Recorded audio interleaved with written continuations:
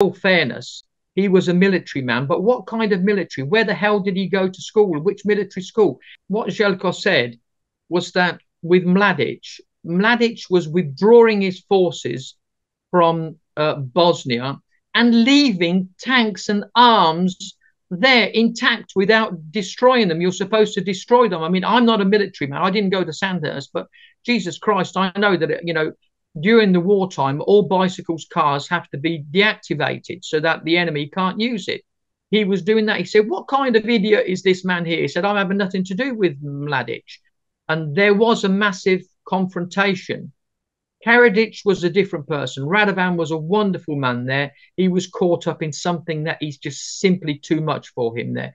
He's, at the end of the day, he's a psychiatrist, you know, and I said to him, Rado, why don't you bloody start, you know, psychiatry yourself first. Start with you before you go to others, because this is, you know, complete bloody madness there. Milosevic and Arkan got on well together. There was never any issues. The only issue that arose was in 1999 when the Serbian Guard of Volunteers, Srpska Dobrovoljska Garda, were narađenja from the commandant to go down to Peć and to start activities there.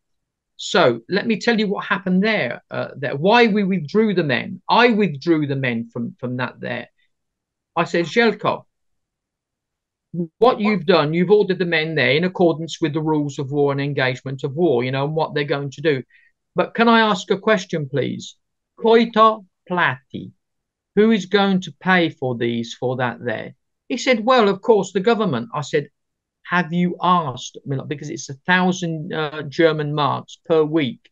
There's 2,000 men deployed going down on the way to the Kosovo border to Peć, near where Željko was born. I said, have you asked Slobo? Because we don't have the money to pay these. We might be able to have the money for a week, but what about afterwards? These people want bonuses and everything.